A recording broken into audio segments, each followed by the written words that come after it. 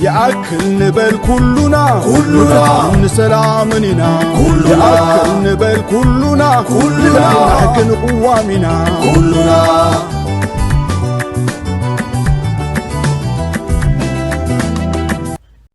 ጋዜጣዊ መግለጺ ዓለም ለኻዊ ህዝባዊ ምንቅስቃስ ያክል ኤርትራውያን ብምኽንያት መዓልቲ ናጽነት ኤርትራ 24 ግንቦት 2025 ኤርትራ ንመበል 34 ዓመት መዓልቲ ናጽነታ ተብዕላላ ኩሎም እቶም ናጽነት ኤርትራ ኩን ንምግባር ክቡር ህይወቶም ዝሃቡ ኸኣ በዚ አጋጣሚ ብሓበን ክዝከሩ ይግባእ ህዝቢ ኤርትራ ብመጠን ብዙሑን ዕቤት ሃገሩን ክርአን ከሎ ልኡላዊት ሃገር ኣብ ምምጻእ ዝኸፈሎ ዋጋ ኣዝዩ ዓብዪ ይኹን ዳ እምበር ክንድቲ ዝኸፈሎ ግዜን መስዋዕትን ተደቢሱ ዶም እቲ ናብ ቃልሲ ክወፍር እንከሎ ዝተለሞ ምቋም ህዝባውን ዲሞክራሲያውን ስርዓት ዝብል ዕላማ ኸ ተተግቢሩ ዶም እቶም ክሕተቱ ዝግብኦም ሕቶታት ብዙሓት እቲ መልሲ ግን ሓደ እዩ ገባቲ ስርዓት ህዝባውን ዲሞክራሲያውን ስርዓት ክትክል ኣይክእልን እዩ ዝብል ድማ እዩ መበል 34 ዓመት መዓልቲ ናጽነት ኤርትራ ከምተን ዝሓለፋ 33 ዓመታት ብዘይ ትግበር ጭርሖ ተዓጅባ ክትሓልፍ እያ እታ ዓመት መጸ ብጓይላን ዳንኬራን ብጨርቀ መርቅን ባንዴራን ትዕጀብ መዓልቲ ናጽነት ዝብል ሽም ዘለዋ መዓልቲ ከም ኩለን ዝሓለፋ ዓመታት ናይ ፕሮፓጋንዳ መሳርሒ ኮይና ክትሓልፍ እያ እቶም መዓልቲ ናጽነት ከነብዕል ዝነግሩና እሞ ኣብ ዙርያ ትገባት ስርዓት ዘኽድዱ ደባሎ ናይ ፕሮፓጋንዳ መዓልቲ ምዃና ኣጸቢቖም ይፈልጥዮም እቶም ዘይንፈልጥ እቶም ኣብ ንሳቶም ዝኣግድዎ ጓይላ እነኹድድ ሰባት ጥራይና ኤርትራ ኣብ ዝሓለፋ 34 ናይ ናጽነት ዓመታት ብቁጠባ ዝደኸመት ብፖለቲካ ዘንቆልቆለት ብባህሊ ዝፈረሰት ብቴክኖሎጂን ትምህርትን ዝደሓረት ሃገር ኮይናላ ህዝቢ ኤርትራ ብኩሉ መዐቀኒታት ኣዝዮም ካብ ዝተጎድኡ ህዝብታት ዓለም ሓደ ኮይኑሎ ዕላማ ቃልሲ ህዝቢ ኤርትራ ግን ብርግጽ እዚ ኣይነበረን መስዋዕት ኤርትራውያን ብርግጽ ነዚ ኣይነበረን ስለምንታይ ግን ኤርትራ ኣብ ከምዝ ዝኣመሰለ ምስ 21 ክፍለ ዘመን ዘይከይድ ውድቀት ወዲቓ ኤርትራ ሎሚ እታ እንኮ ኣብ መንጎ ህዝብን መንግስትን ዋሕስ ከትክል ዝኽእል ቅዋም ዘይብላ ሃገር እያ ኤርትራ ሎሚ ሕግታት ናይቲ ሃገር ከጽድቕ ዝኽእል ሃገራዊ ባይቶ ዘይብላ ሃገር እያ ኤርትራ ሎሚ ነቲ ብባይቶ ዝጸደቐ ሕግታት ኣብ ግብሪ ከውዕል ዝኽእል ፈጻሚ ኣካል ዘይብላ ሃገር እያ ኤርትራ ሎሚ ንህዝቢ ዝከላኸል ስንፍናን ብልሽውናን መንግስቲ ከቃልዕ ዝኽእል ናይ ብሕቲ ጋዜጣ ዘይብላ ሃገር እያ ኤርትራ ሃገርና ከምቲ ኣዕኑዳ ዝተሰብረ ህድሞ እትርኽመሽ ዘላ እምበኣር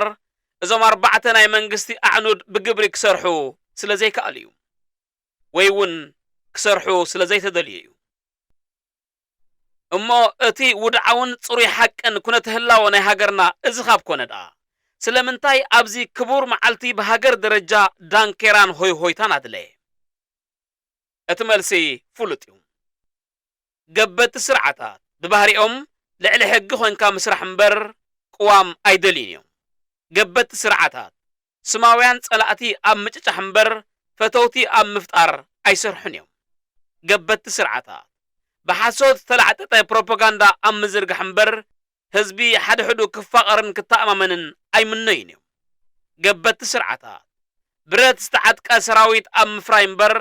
መንእሰያት ኣብ ምምሃርን ምምልማልን ኣይነጥፉን እዮም ገበቲ ስርዓታት ኣይኮነን መዓልቲ ናጽነት ነቲ ስለ ናጽነት ዝተኸፍለ ዋጋውን ክብሪ ኣይህቡን እዮም ኣብ ዝሓለፈ 34 ዓመታት ህዝቢ ኤርትራ ጸላእቲ ከም ዘለውዎ እምበር ፈተውቲ ከም ዘለውዎ ከም ዝንገር ኣይተገብረን ከምኡውን ኣይተደልየን ዓመት መጸ ኣብ ልዕሊኡ ኣንጻላልዩ ዝበሃል ናይ ሓሶት ደበና ኣንቃዕሪሩ ክርኢ ንዘየሎ ጸላኢ ክከላኸል ክቕሰብ ነቶም ኣብ ውሽጢ ኤርትራ ዘለዉ ጸላእቲ ክርኢ ኣይከኣለን ከምኡውን ኣይተፈቕደሉ ሕጂ እውን ከም ትማሊ እቲ ንልዕሊ 25 ዓመታት ዓሌታዊ ተባሂሉ ዝኽሰስ ዝነበረ ጸላኢ ሎሚ ድሮ መሓዛ ተቐይሩ ሓድሽን ካልእን ዘየሎ ጸላኢ ክስራሕ ተጀሚሩሎ ህዝቢ ኤርትራ ሕጂ እውን ከም ትማሊ ዳግም ከይዕሾ ጸላእቱ ብንጹር ምፍላጥ ከድልዮ እዩ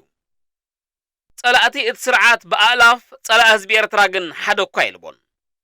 ከምቲ ህዝባዊ ምንቅስቃስ ይኣክል ደጋጊሙ ዝብሎ ኸኣ ጸላኢ ህዝቢ ኤርትራ ኣብ ኤርትራ እምበር ኣብ ግዳም ፍጹም የልቦን እንተለውን ብቕልጽም ህዝቢ ኤርትራ እምበር በቶም ን34 ዓመታት ብዘይ ሕግን ሓይልን ዘትረፉና ናይ ሰብ ነጋዶ ዝምከት ኣይኮነን 24 ግንቦት ዛዛሚት መዓልቲ ናይቲ ን30 ዓመታት ዘካየድናዮ ብረታዊ ቃልሲያ ብኽብሪ ክንዝክራን መጻኢ ወለዶታት ንዘለዓለም ከኽብርዋን ከዓ